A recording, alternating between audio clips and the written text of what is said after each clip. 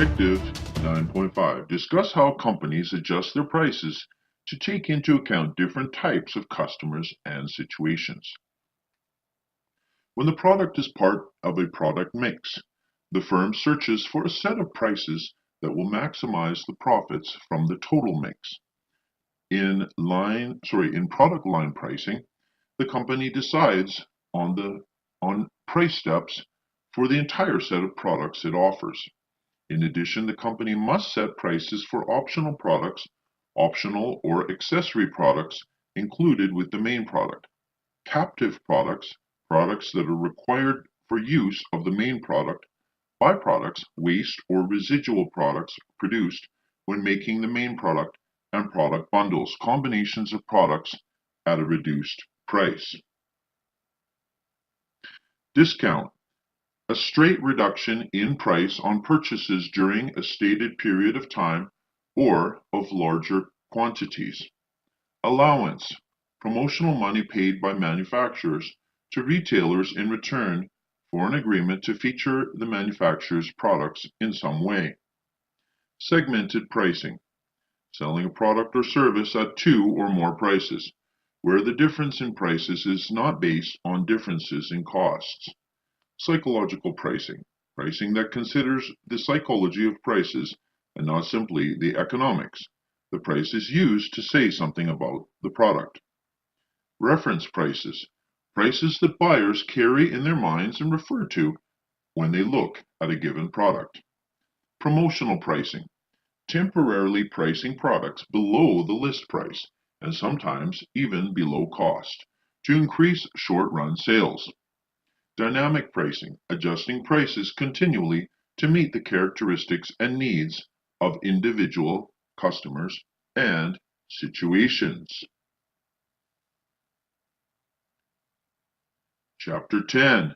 Marketing channels, delivering customer value. Objectives review. Some companies pay little attention to their distribution channels. Others, however, have used imaginative distribution systems to gain a competitive advantage. A company's channel decisions directly affect every other marketing decision. Management must make channel decisions carefully, incorporating today's needs with tomorrow's likely selling environment. Objective 10.1. Explain why companies use marketing channels and discuss the functions these channels perform. In creating customer value, a company can't go it alone. It must work within an entire network of partners, a value delivery network. To accomplish this task, individual companies and brands don't compete. Their entire value delivery networks do. Most producers use intermediaries to bring their products to market. They forge a marketing channel or distribution channel, a set of interdependent organizations involved in the process of making a product or service available for use or consumption by the consumer or business user. Through their contacts, experience, specialization, and scale of operation, intermediaries usually offer the firm more than it can achieve on its own. Marketing channels perform many key functions. Some help complete transactions by gathering and distributing information needed for planning and aiding exchange, developing and spreading persuasive communications about an offer, performing contact work, finding and communicating with prospective buyers, matching, shaping and fitting the offer to the buyer's needs, and entering into negotiation to reach an agreement on price and other terms of the offer so that ownership can be transferred.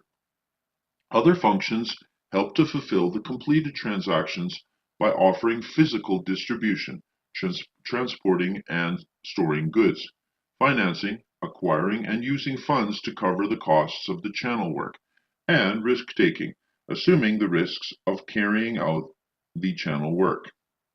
Value delivery network. A network composed of the company, suppliers, distributors, and ultimately customers who partner with each other to improve the performance of the entire system in delivering customer value. Marketing channel. Distribution channel, a set of interdependent organizations that help make a product or service available for use or consumption by the consumer or business user. Channel level, a layer of intermediaries that performs some work in bringing the product and its ownership closer to the final buyer.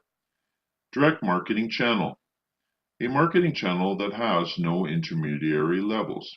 Indirect marketing channel, a marketing channel containing one or more intermediary levels. Objective 10.2. Discuss how channel members interact and how they organize to perform the work of the channel. The channel will be most successful when each member assumes the tasks it can do best. Ideally, because the success of individual channel members depends on overall channel success, all channel firms should work together smoothly. They should understand and accept their roles, coordinate their goals and activities, and cooperate to attain overall channel goals.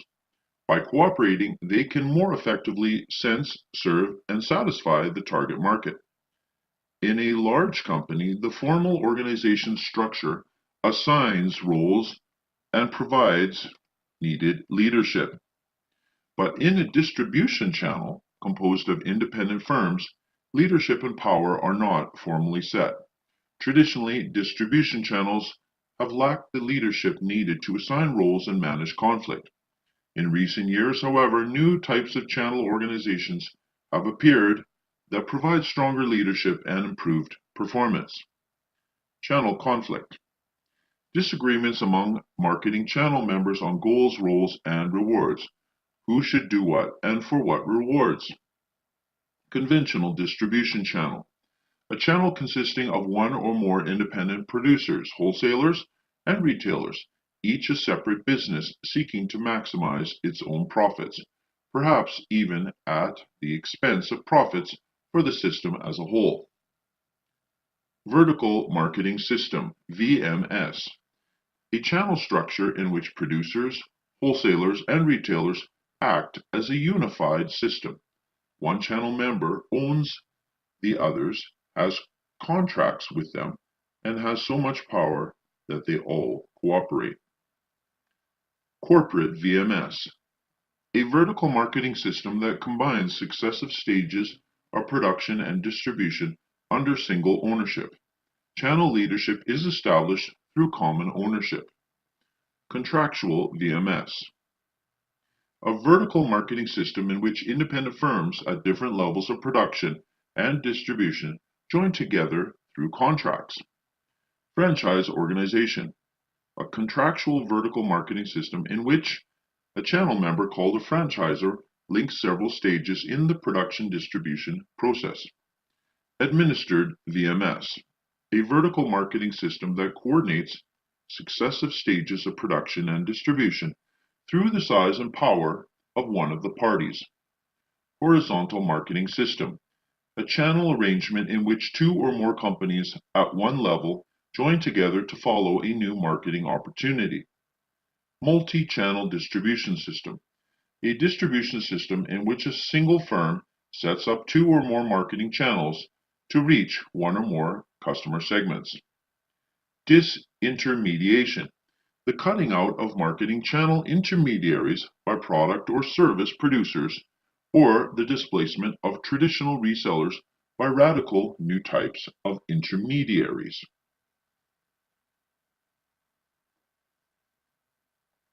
Objective 10.3. Identify the major channel alternatives open to a company. Channel alternatives vary from direct selling to using 1, 2, 3, or more intermediary channel levels.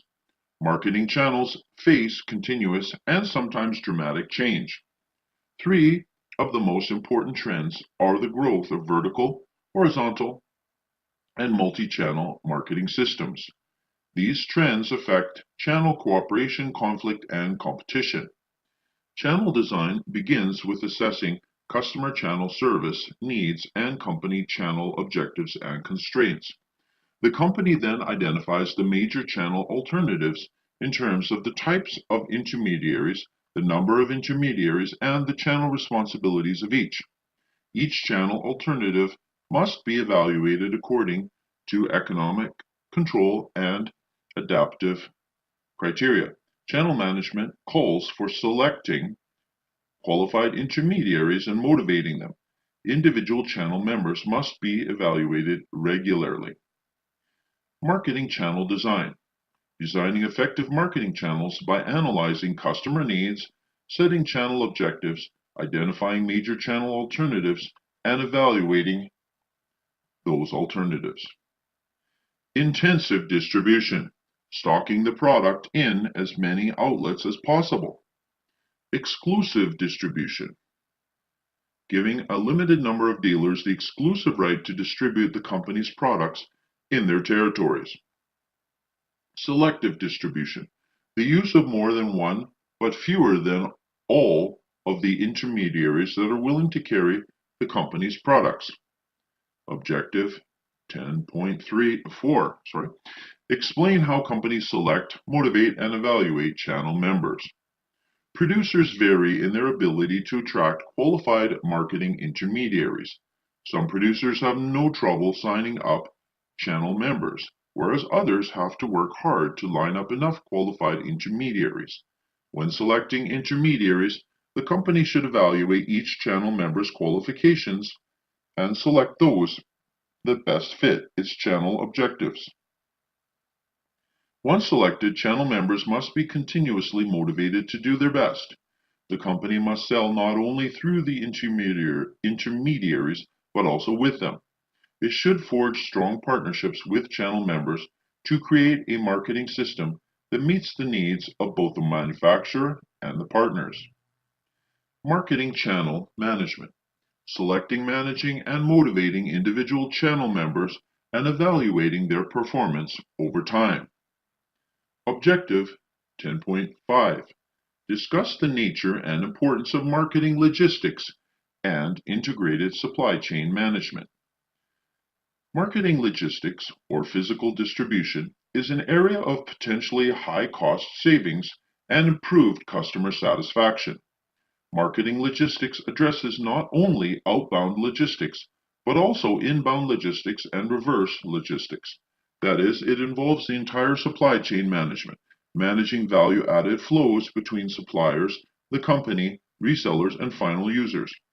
No logistics system can both maximize customer service and minimize distribution costs.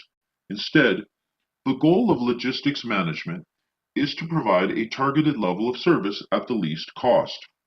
The major logistics functions are warehousing, inventory management, transportation, and logistics information management. The integrated supply chain management concept recognizes that improved logistics requires teamwork in the form of close working relationships across functional areas inside the company and across various organizations in the supply chain. Companies can achieve logistics harmony among functions by creating cross-functional logistics teams, integrative supply manager positions, and senior-level logistics executive positions with cross-functional authority. Channel partnerships can take the form of cross-company teams, shared projects, and information sharing systems. Today, some companies are outsourcing their logistics functions to third-party logistics 3PL providers to save costs, increase efficiency, and gain faster and more effective access to global markets. Marketing logistics, physical distribution. Planning, implementing, and controlling the physical flow of goods, services, and related information from points of origin to points of consumption to meet customer requirements at a profit. Supply chain management. Managing upstream and downstream value-added flows of materials, final goods, and related information among suppliers, the company, resellers, and final consumers. Distribution center. A large, highly automated warehouse designed to receive goods from various plants and suppliers, take orders, fill them efficiently, and deliver goods to customers as quickly as possible. Multimodal transportation. combining two or more modes of transportation. Integrated logistics management.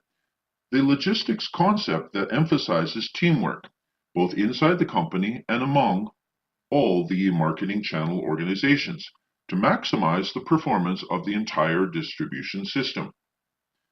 Third-party logistics 3PL provider, an independent logistics provider that performs any or all of the functions required to get a client's product to market.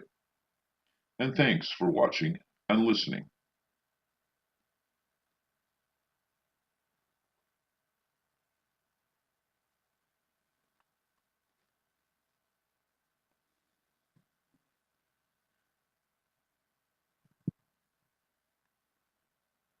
Chapter 11, Retailing and Wholesaling. Objectives Review. Retailing and wholesaling consist of many organizations bringing goods and services from the point of production to the point of use. In this chapter, we examined the nature and importance of retailing, the major types of retailers, the decisions retailers make, and the future of retailing. We then examined these same topics for wholesalers. Objective 11.1. Explain the role of retailers in the distribution channel and describe the major types of retailers.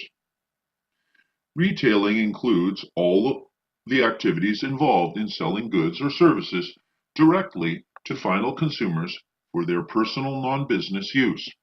Retailers play an important role in connecting brands to consumers in the final phases of the buying process. Shopper marketing involves focusing the entire marketing process on turning shoppers into buyers as they approach the point of sale. These days, shopper marketing and the point of purchase go well beyond in-store buying. Today's buyers are omni-channel consumers who work across multiple channels as they shop. Thus, influencing consumers' buying decisions calls for omni-channel retailing, creating a seamless cross-channel buying experience that integrates in-store, online, and mobile shopping. Retail stores come in all shapes and sizes, and new retail types keep emerging. Store retailers can be classified by the amount of service they provide: self-service, limited service, or full service. Product lines sold: specialty stores, department stores, supermarkets, convenience stores, superstores, and service businesses. And relative prices: discount stores and off-price retailers. Today, many retailers are banding together in corporate and contractual retail organizations, corporate chains, voluntary chains, retailer cooperatives, and franchise organizations. Retailing: all the activities involved in selling products or services directly to final consumers for their personal non-business use. Retailer: a business whose sales come primarily from retailing. Shopper marketing: focusing the entire marketing process on turning shoppers into buyers as they approach the point of sale, whether during in-store, online, or mobile shopping. Omni-channel retailing: creating a seamless cross-channel buying experience that integrates in-store, online, and mobile shopping. Specialty store: a retail store that carries a narrow product line with a deep assortment within that line. Department store: a retail store that carries a wide variety of product lines, each operated as a separate department managed by specialist buyers or merchandisers. Supermarket: a large, low-cost, low-margin, high-volume self-service store that carries a wide variety of grocery and household products. Convenience store: a small store located near a residential area that is open long hours 7 days a week and carries a limited line of high turnover convenience goods. Superstore: a store much larger than a regular supermarket that offers a large assortment of routinely purchased food products, non-food items, and services. Category killer: a giant specialty store that carries a very deep assortment of a particular line. Service retailer: A retailer whose product line is actually a service. Examples include hotels, airlines, banks, colleges, and many others. Discount store. A retail operation that sells standard merchandise at lower prices by accepting lower margins and selling at higher volume. Off-price retailer. A retailer that buys at less than regular wholesale prices and sells at less than retail. Independent off-price retailer. An off-price retailer that is independently owned and operated or a division of a larger retail corporation. Factory outlet. An off-price retailing operation that is owned and operated by a manufacturer and normally carries the manufacturer's surplus, discounted, or irregular goods. Warehouse club. An off-price retailer that sells a limited selection of brand name grocery items, appliances, clothing, and other goods at deep discounts to members who pay annual membership fees. Corporate chains. Two or more outlets that are commonly owned and controlled. Franchise. A contractual association between a manufacturer, wholesaler, or service organization, a franchisor, and independent business people, franchisees, who buy the right to own and operate one or more units in the franchise system. Objective 11.2. Describe the major retailer marketing decisions. Retailers are always searching for new marketing strategies to attract and hold customers. They face major marketing decisions about segmentation and targeting, store differentiation and positioning, and the retail marketing mix. Retailers must first segment and define their target markets and then decide how they will differentiate and position themselves in these markets. Those that try to offer something for everyone end up satisfying no market well. By contrast, successful retailers define their target markets well and position themselves strongly.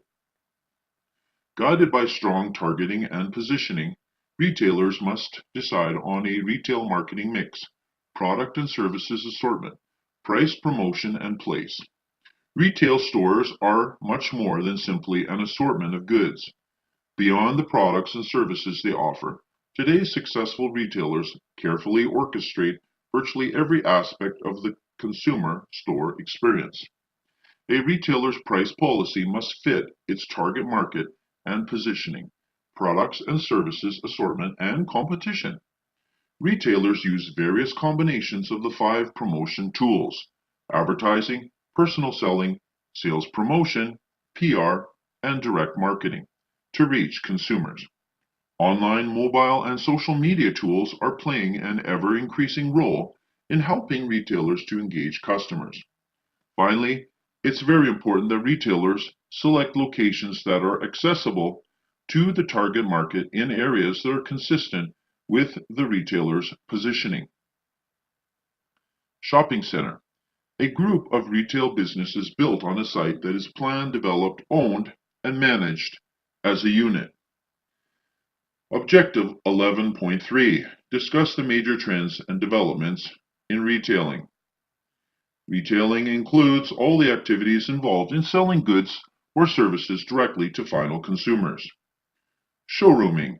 The shopping practice of coming into retail store showrooms to check out merchandise and prices, but instead buying from an online-only rival, sometimes while in the store. Objective 11.4. Explain the role of retailers in the distribution channel and describe the major types of retailers. Wholesaling includes all of the activities involved in selling goods or services to those who are buying for the purpose of resale or business use. Wholesalers fall into 3 groups. First, merchant wholesalers take possession of the goods. They include full-service wholesalers, wholesale merchants, and industrial distributor and limited service wholesalers, cash and carry wholesalers, truck wholesalers, drop shippers, rack jobbers, producers, cooperatives, and mail order wholesalers. Second, Brokers and agents do not take possession of the goods, but are paid a commission for aiding companies in buying and selling. Finally, manufacturers and retailers' branches and offices are wholesaling operations conducted by non-wholesalers to bypass the wholesalers.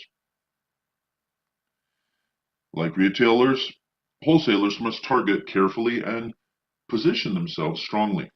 And like retailers, wholesalers must decide on product and service assortments, prices, promotion, and place. Progressive wholesalers constantly watch for better ways to meet the changing needs of their suppliers and target customers. They recognize that, in the long run, their only reason for existence comes from adding value, which occurs by increasing the efficiency and effectiveness of the entire marketing channel. As with other types of marketers, the goal is to build value-adding customer relationships. Wholesaling, all the activities involved in selling goods and services to those buying for resale or business use. Wholesaler, a firm engaged primarily in wholesaling activities. Merchant wholesaler, an independently owned wholesale business that takes title to the merchandise it handles.